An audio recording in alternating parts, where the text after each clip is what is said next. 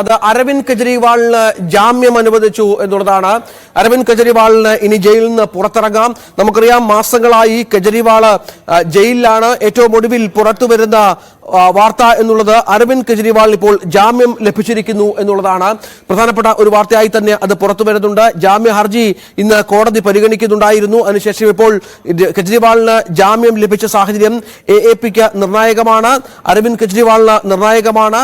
ED, CBI കേസുകളടക്കം നിരവധി കേസുകൾ face ചെയ്യുന്ന ഒരു നേതാവ് കൂടിയാണ് അരവിന്ദ് കെജ്രിവാൾ എന്നതിനോട് ചേർത്ത് വായിക്കണം. ഇതിനിടയിലാണ് ഇത്തരം ഒരു തീരുമാനമെടുത്തത്. MG മിഥുൻ ചേരുന്നു. മിഥുൻ, ഏറ്റവും പുതിയ വിവരങ്ങൾ.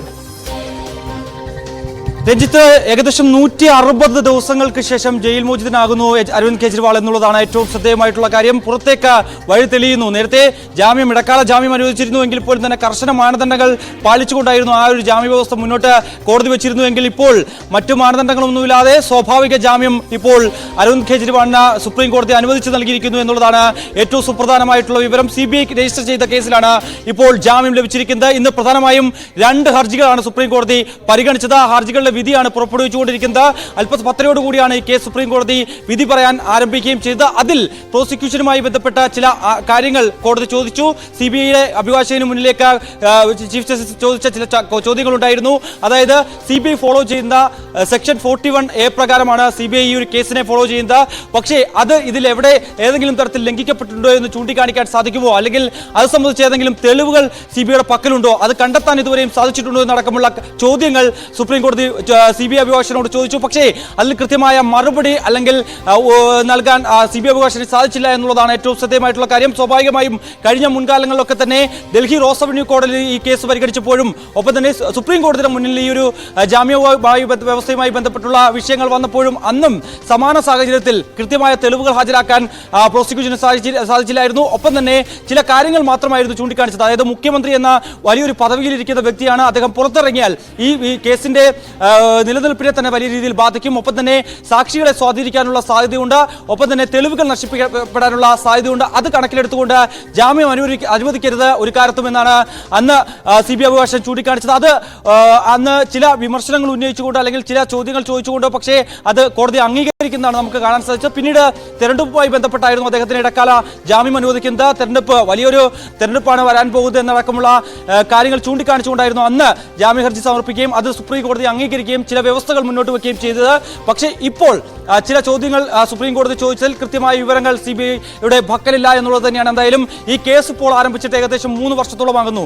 എന്തുകൊണ്ട് ഇത്തരത്തിൽ ഏജൻസികൾക്ക് കൃത്യമായ തെളിവുകൾ കണ്ടെത്താൻ സാധിച്ചിട്ടില്ല? ഇതിലേതെങ്കിലും തരത്തിൽ ഗൂഢാലോചന ഉണ്ട് എങ്കിൽ, അതിൽ മുഖ്യമന്ത്രി ഉൾപ്പെട്ടിട്ടുണ്ട് എങ്കിൽ, അല്ലെങ്കിൽ മുഖ്യമന്ത്രി ഉൾപ്പെട്ടിട്ടുണ്ട് എങ്കിൽ, മറ്റ് നേതാക്കൾ, അതായത് BRSന്റെ നേതാവ് കൂടിയായിട്ടുള്ള K. കൗതി ഉൾപ്പെടെയുള്ളവരുടെ അറസ്റ്റ് രേഖപ്പെടുത്തുകയും ഒപ്പം തന്നെ അവർക്ക് പിന്നീട് ജാമ്യം കിട്ടി പുറത്തേക്ക് പോകുന്ന ഒരു സ്ഥിതിവിശേഷം ഉണ്ടായിരുന്നു. ഇവരെയൊക്കെ കണക്ട് ചെയ്യുന്ന തരത്തിൽ ഏതെങ്കിലും വിവരങ്ങളോ അല്ലെങ്കിൽ തെളിവുകളോ അല്ലെങ്കിൽ ഡിജിറ്റൽ തെളിവുകളോ ഹാജരാക്കാൻ ഇതുവരെയും CBI നേതൃത്വത്തിന് സാധിച്ചിട്ടില്ല. അതൊക്കെ ലഭിച്ചിട്ടുണ്ട്. കൂടുതൽ കസ്റ്റഡി അപേക്ഷ നൽകുകയും ഒപ്പം തന്നെ കൂടുതൽ നേരം ചോദ്യം ചെയ്യണമെന്നുള്ള ആവശ്യം മാത്രമാണ് CBI മുന്നോട്ട് വയ്ക്കുകയും ചെയ്ത് മറ്റ് അന്വേഷണ ഏജൻസിയുടെ കാര്യങ്ങളും ആദ്യം ഇതുമായി ബന്ധപ്പെട്ട ED ആണ് ആദ്യം കേസ് രജിസ്റ്റർ ചെയ്യുന്നത്. പിന്നീടാണ് അത് CBIക്ക് കൈമാറുകയും ചെയ്തത്. നാളെ ഇതുവരെയുള്ള കേസുകൾ നമ്മൾ പരിഗണിക്കുമ്പോൾ 160 ദിവസത്തോളമാണ് ഡൽഹി മുഖ്യമന്ത്രി അരവിന്ദ് കെജ്രിവാൾ ജയിലിൽ കഴിഞ്ഞത്. ഇതിൽ 41 ദിവസം, കൃത്യമായി പറഞ്ഞാൽ 41 ദിവസം മാത്രമാണ് 21 ദിവസം മാത്രമാണ് അദ്ദേഹത്തിന് ജയിൽ മോചിതനാകാൻ സാധിച്ചത്.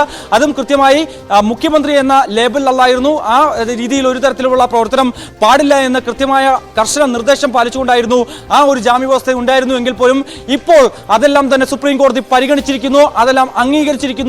അരവിന്ദ് കെജ്രിവാളിനൊടുവിൽ ജാമ്യം അനുവദിച്ചിരിക്കുന്നു. എന്തായാലും സ്വാഭാവികമായും അദ്ദേഹത്തിന് പുറത്തേക്ക് വരാം. സ്വാഭാവികമായും ഹരിയാന തെരഞ്ഞെടുപ്പ് ഇനി വരാൻ നിൽക്കുകയാണ്. അടുത്ത മാസം ഒക്ടോബർ 5-നാണ് തെരഞ്ഞെടുപ്പുള്ളത്. കഴിഞ്ഞ ദിവസം നാമനിർദ്ദേശ പത്രിക അടക്കം സമർപ്പിക്കുന്നതിന്റെ തീയതി അവസാനിച്ചിരുന്നു. ഇനി അങ്ങോട്ടുള്ള പ്രചരണ കാലത്തിൽ ആം ആദ്മി അവിടെ ഒറ്റയ്ക്കാണ് മത്സരിക്കുന്നത്. 61 സീറ്റുകളിലേക്കാണ് മത്സരിക്കുന്നത്. അതിൽ മുന്നിൽ നിന്ന് നയിക്കാൻ ഇനി അരവിന്ദ് കെജ്രിവാൾ ഉണ്ടാകുമെന്നുള്ളതാണ് ഏറ്റവും ശ്രദ്ധേയം. ED ഫയൽ ചെയ്ത കള്ളപ്പണം വെളുപ്പിക്കൽ കേസിൽ തിഹാർ ജയിലിൽ ജുഡീഷ്യൽ കസ്റ്റഡിയിൽ കഴിയവേ ജൂൺ 26-നാണ് അരവിന്ദ് കെജ്രിവാളിനെ CBI അറസ്റ്റ് ചെയ്തത്. ED കേസിൽ ജൂലൈ 12-ന് കെജ്രിവാളിന് സുപ്രീം കോടതി ഇടക്കാല ജാമ്യം അനുവദിച്ചിരുന്നു. ഡൽഹി മദ്യനയ അഴിമതി കേസുമായി ബന്ധപ്പെട്ട് മാർച്ച് 21-നാണ് ED അറസ്റ്റ് ചെയ്തത്. ഇപ്പോൾ CBI ഫയൽ ചെയ്ത കേസിലാണ് ഇപ്പോൾ അറസ്റ്റ് ചെയ്തിരിക്കുന്നത്, ജാമ്യം ലഭിച്ചിരിക്കുന്നത്. ഇതിലൂടെ കെജ്രിവാളിന് പുറത്തിറങ്ങാൻ സാധിക്കും എന്നുള്ള ആശ്വാസകരമായ വാർത്തയാണ്. ഹൈക്കോടതി സുപ്രീം കോടതി ജസ്റ്റിസുമാരായ സൂര്യകാന്ത്, ഉജ്വൽ ഭൂയാൻ എന്നിവരടങ്ങുന്ന ബെഞ്ചാണ് അല്പസമയം മുമ്പ് ഈ വിഷയത്തിൽ വിധി പറഞ്ഞത്. CBI അറസ്റ്റ് ചെയ്തതിനും തുടർന്നുള്ള റിമാൻഡിനെയും ചോദ്യം ചെയ്തും കെജ്രിവാൾ പ്രത്യേകം ഹർജികൾ സമർപ്പിച്ചിരുന്നു എന്നുള്ളതാണ് ഏറ്റവും പ്രധാനപ്പെട്ട വിവരം. കേസിൽ വാദം കേൾക്കുന്നതിനിടെ CBIക്ക് വേണ്ടി ഹാജരായ അഡീഷണൽ സോളിസിറ്റർ ജനറൽ ജാമ്യത്തിനായി വിചാരണ കോടതിയെ സമീപിക്കാത്തതിൽ കെജ്രിവാളിനെ എതിർത്തിരുന്നു.